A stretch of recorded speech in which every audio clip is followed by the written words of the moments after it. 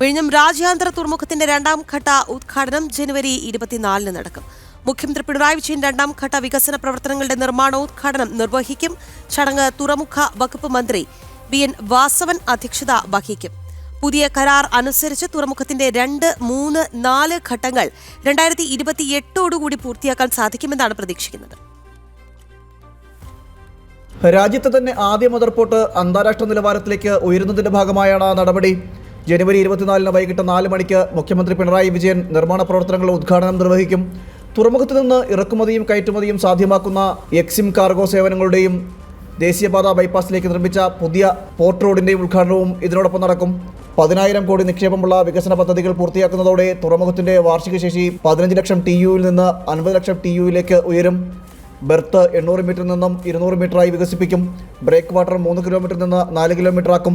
കൂടാതെ railway yard, multipurpose berth, liquid terminal, tank farm എന്നിവയും രണ്ടാം ഘട്ട നിർമ്മാണോദ്ഘാടനത്തിന്റെ ഭാഗമായി നടക്കും. പുതിയ കരാർ അനുസരിച്ച് തുറമുഖത്തിന്റെ 2, 3, 4 ഘട്ടങ്ങൾ 2020 പൂർത്തിയാക്കാൻ സാധിക്കും. ഇതോടെ അത്യാഡംബര കപ്പലുകളും വിഴിഞ്ഞം തുറമുഖത്ത് നങ്കൂരമിടും.